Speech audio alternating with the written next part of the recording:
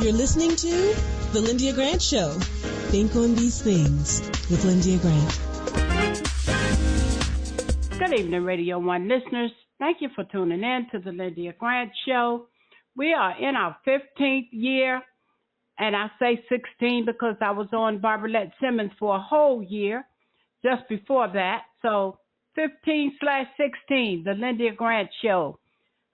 Here in the WYCB Radio Land, and I hope you all have been enjoying our show.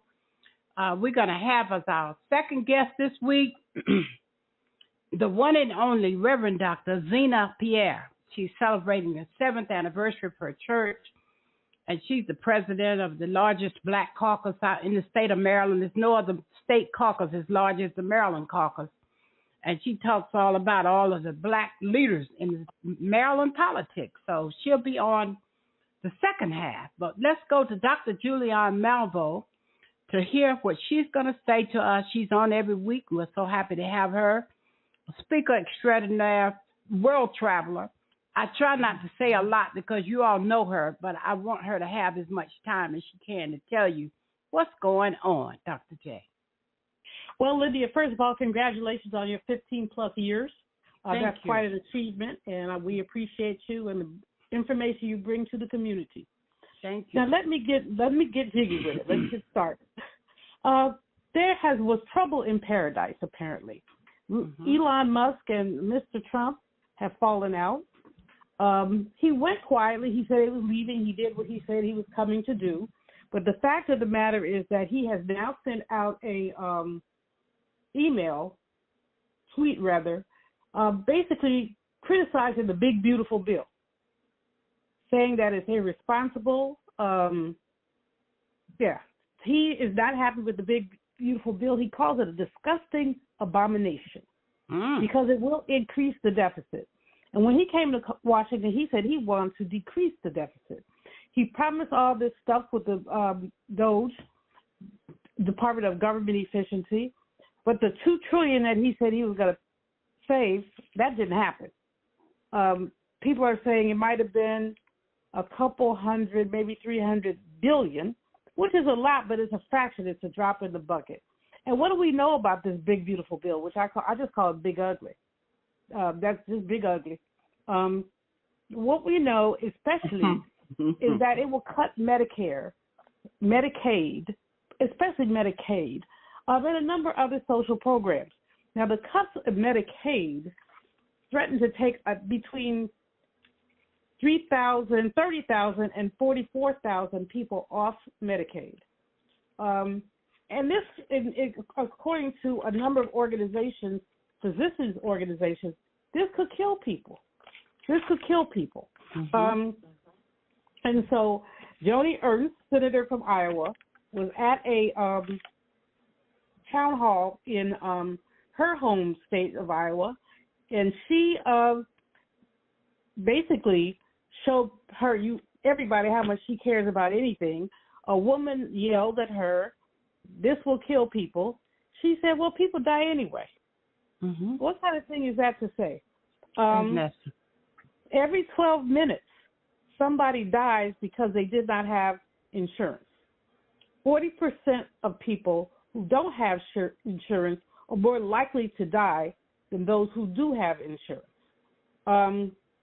So her little comment, "we're all going to die," was flippant, and then she issued a so-called apology with herself walking through what looked like a graveyard, and again saying, "well, we all gonna die," and had other very smart and insensitive things to say, like, "oh, I forgot to bring up the tooth fairy."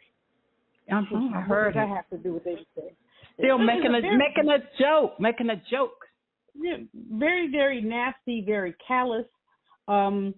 I just hope there's a Democrat who's running against her, and I'm hoping that people remember these comments in 2026 when she's up for re-election and says, "Okay, I got your everybody's going to die, but why don't you just die at the polls?" Mm-hmm. And it's not a death threat. Mm-hmm. Die at the polls. So there we have Ms. Joni Ernst, and there should be some consequences for her behavior, and perhaps they will be. But in any case, we'll start off by saying that, Elon Musk is not pleased. However, the Senate Majority Leader has said he will get this legislation to the president's desk by July 4th, bearing in mind that Congress is off usually during the month of August. So Big Ugly is being debated as we speak, and one of the biggest things for some of the Republican senators who have consciences is the cuts in Medicaid. Meanwhile, they want to maintain the Trump tax cuts. Of course, that's going to cost a lot of money, but that's what he ran on. Now, moving on in terms of these government agencies, well, it's not funny. None of this is funny. David Richardson, who is the head of FEMA, the Federal Emergency Management Authority, he said he didn't know we had a hurricane season in the United States.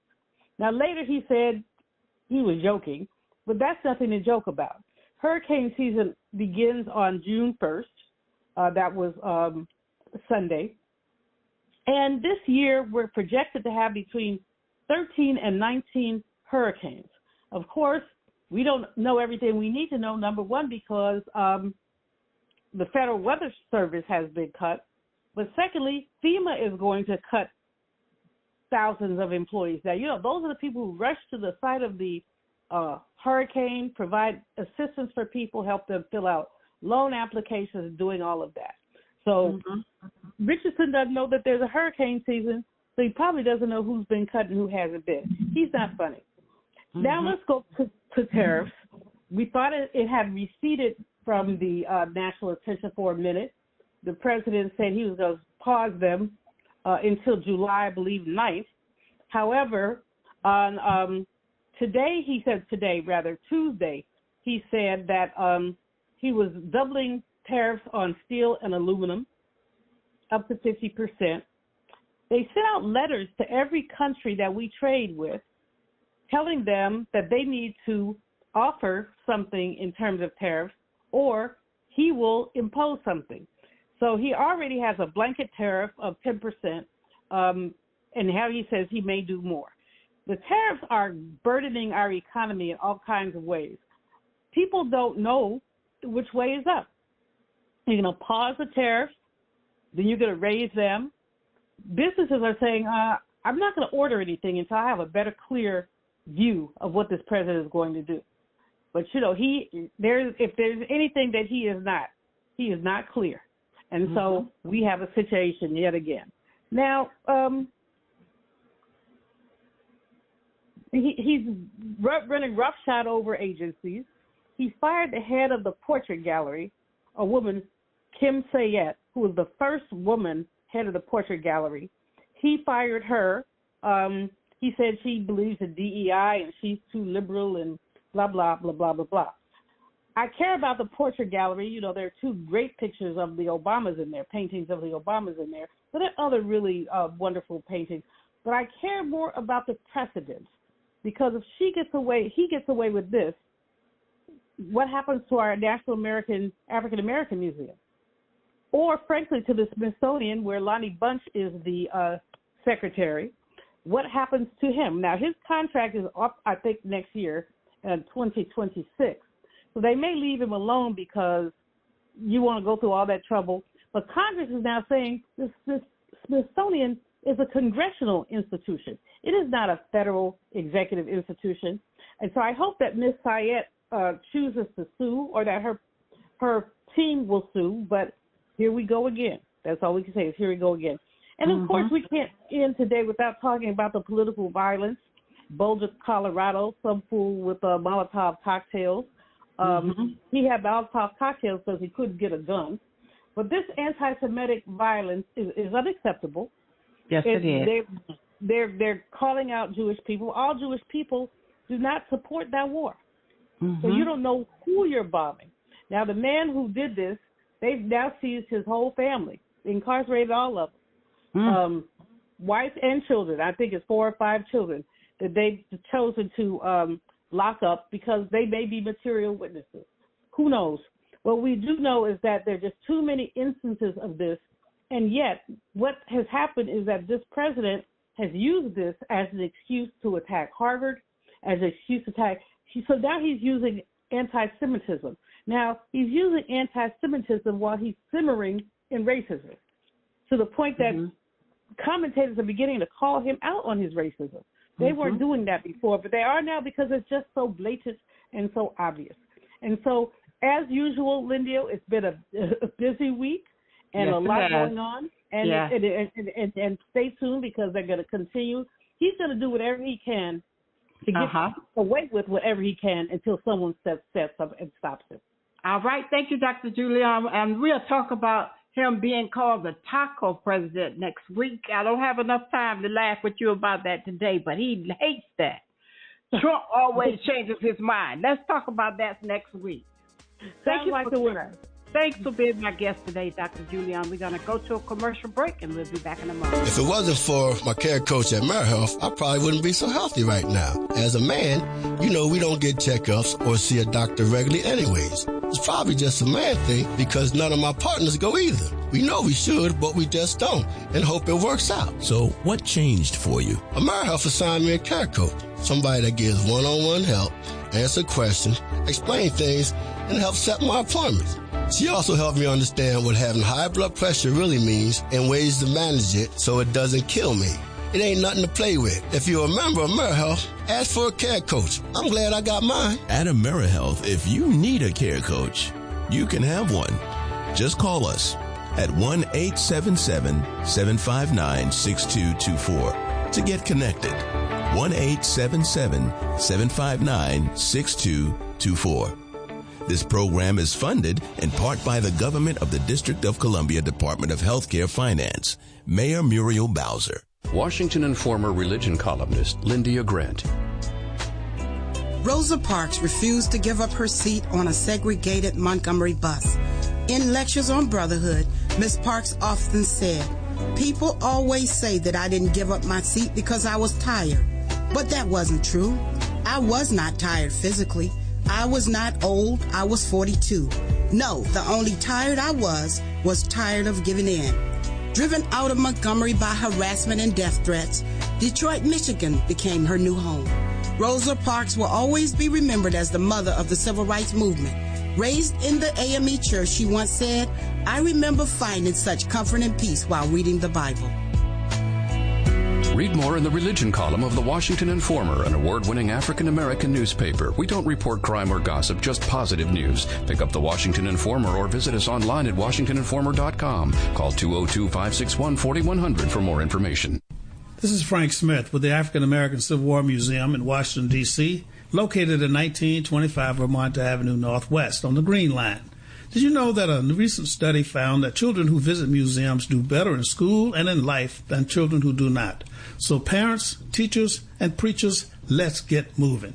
I promise you, if you bring your children to the African American Civil War Museum, they will be inspired by the images that they see. They will be impressed by our living history reenactors who are always available, and they will be involved in our scavenger hunt that takes them throughout our exhibit. That's the African American Civil War Museum, 1925 Vermont Avenue. Our hours are 10 to 6:30 on weekdays, 12 to 4 on Saturdays and Sundays. See it. Be inspired. We are back for our second half of our radio show this week. You're listening to the Lyndia Grant Show, Spirit 1340 WYCB. I do want to remind listeners, in case you missed the first half, we're celebrating our 16th anniversary this month. We came on Radio 1 on June 8th, and 15 years ago. But because I hosted the radio show for Barbarette Simmons for 1 year, I give myself 16 years because I did it for her for a whole year. So we're celebrating 16 years of being on WYCB, and we're so grateful.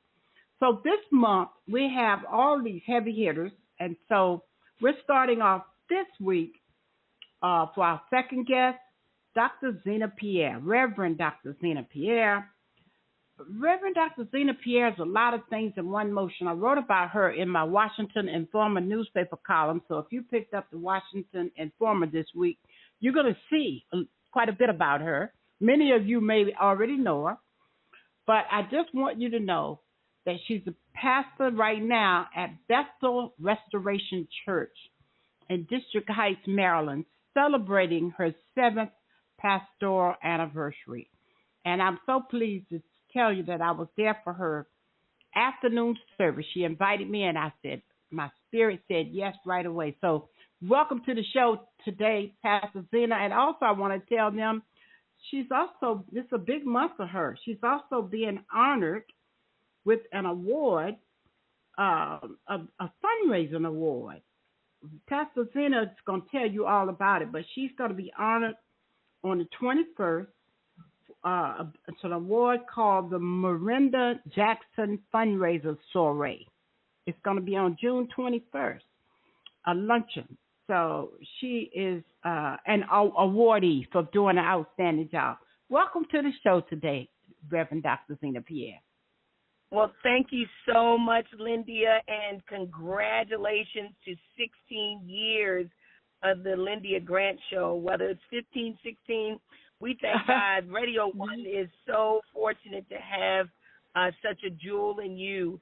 You pulled so many of us together around this DMV area, and certainly have given me opportunities to promote my ministry over the years, and so grateful to you for all the things that you've done over the years to make a great and an amazing impact in the kingdom and the marketplace. Amen. Thank you. Well, tell them about your 7th anniversary. You know, in a new location, everything is good. It's beautiful. Yes, God is faithful. Listen, you know, and anybody who's a pastor probably can relate to this. I started my ministry a year before COVID, and it's a Bethel Restoration Church, the place where God resides and restores. And we went right into COVID after a year of having space and found ourselves like everybody else sitting home trying to figure it out what to do next. And for a year and a half, we were doing parking lot ministry, of doing communion where we were having drive-by communions where people could come and get their communion in the parking lot of the building that we were in. And God still showed up in everything that we did. But it's nothing like having a place that you can rest finally and say, wow, this is our place. It may not be permanent, but this is a place where we can settle now. And so we are now, I tell people, meet us on the Pike, because we're on at 5606 Marlboro Pike in District Heights, Maryland. And so we celebrated on yesterday, and I was so grateful that you were present to celebrate with us 7 years. And we know that the number 7 biblically is the number of divine completion, the end of a thing. But it also, as we know from the marketplace, 7 years in a debt collection cleaning of the slate with our credit. But it also is biblical that in 7 years your debt is wiped out. And so I just say this for any of your listeners. I pray that God's blessings be upon you, that this is your season for the Lord to wipe some debt and wipe some things away that need to go in Jesus' name. Amen. So, yes, we celebrated 7 years, and one of the things that has been in my spirit to do for years is to launch a nonprofit organization. It's not connected to the church. It's a totally separate nonprofit organization called Restoration Community Empowerment Center. And under the umbrella of that, the Lord gave me an opportunity to really launch something that I'm excited about. And prayerfully, by the end of this year, we will have this up and running. It's called Caring Connections Intergenerational Day Center. And this is going to be a day center that children and seniors can be under one roof. And I love it. And so and so it'll give an opportunity for the kids to be around mature people. Some of these kids don't have relationships with their grandmothers or their grandparents. They have very young grandparents, and so that senior maturity may not be there. But nevertheless, there are, those of us who are in the baby boomer era that, the kids could show us something. And so this is an opportunity for the seniors to read books with them and do different things with them, go on local trips with them. et cetera. But it also gives the seniors an opportunity to get out of the house and have something to do for themselves, because COVID really pushed us to a place where many of the seniors found themselves isolated. Mm-hmm. And so this is an opportunity for them to come somewhere where they can get a chance to engage, learn about financial management and spams and all of these predators that tend to go after the seniors to get money and resources from them, but also to help exactly as health advocates. Because everybody doesn't have someone that's monitoring and making certain that they have the things that they need when it comes to their health care. So we want to be able to make this a holistic place where people can come and really have an opportunity to groom, bloom, and grow, regardless of your age. Because, also a lot of seniors are coming out of retirement. And going back into the workplace part-time. And so this will be another opportunity. It's so tight. The finances are so tight. They have to do something. So I understand. And you know what, workforce development. I just want to say that it's so good what you're doing, because I have had to have my debit card at Wells Fargo Bank changed so many times. I finally started using the GPay, where I use my phone, and I found out that that's the safest one. Yes, it's the safest way to pay, because they said it's a scrambled number on that card. I hope I'm helping somebody, so that people can't steal your number, because the number they see is not really the number. So now that I know that, I don't plan to hand my card to anybody else. So I think what you're doing is letting the adults learn, the seniors learn from the children. It's wonderful. Now tell us about this award you have coming up later on this month. I'm so honored. The president of the South County Democrat is a young sister named Courtney Finkley Green, and Courtney is also, to believe it or not, a lot of people don't know her. But she is the second in command. She's the deputy treasurer for the state of Maryland. Somebody who's under 40 years old is the deputy treasurer for the state of Maryland. And people may not know this, but Maryland is really poised for a season for African Americans to grow and to thrive. We have an African American governor, an African American attorney general, an African American treasurer, an African American deputy treasurer, an African American speaker of the House, and Maryland has the largest caucus of black state legislators in the entire United States, right here in Maryland. And so, and I represent as president. I'm president of the Maryland Black Caucus Foundation. So we are the fundraising arm for the black state legislators. But going back to the South County Dems, there was an amazing woman by the name of Miranda Jackson, which this award is named after. And I'm just so honored, because Miranda was when I tell you, she stomped the grounds for minority businesses in Prince George's County. She was the Minority Business Enterprise Compliance Manager in Prince George's. And so when it came to large projects like construction projects, her job was to ensure that there was MBE, Minority Business Enterprise participation in those contracting opportunities. So when she died suddenly last year, the county Democratic South County Democratic Club named this award after her. So, I'm you're the first one to get it. Yes. I'm so honored by this. Well, as you were talking, I thought about, I had read, and you can correct me if I'm wrong, that Prince George's County is what, the number one most influential black county in the country? Yes, ma'am. But what's interesting is that we are no longer the largest population now. It's Charles County. Charles County has moved up the number, but Prince George's County held for many, many years and still does the largest, most influential money maker county for African Americans in the Union. And a lot of that was attributed to Marion Barry. When Marion was mayor, so many African American companies were built just on, under the guise of contracting opportunities that were given in the city of D.C. And so we found a lot of people migrating from D.C. and building homes and making Prince George's County their home.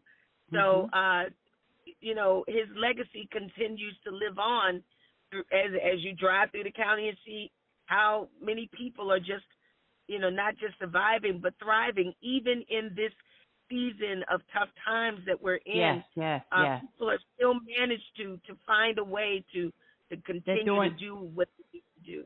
They are doing well out there. I know that for sure. I know a lot of friends and Soros and everybody else that's out there, so they living good.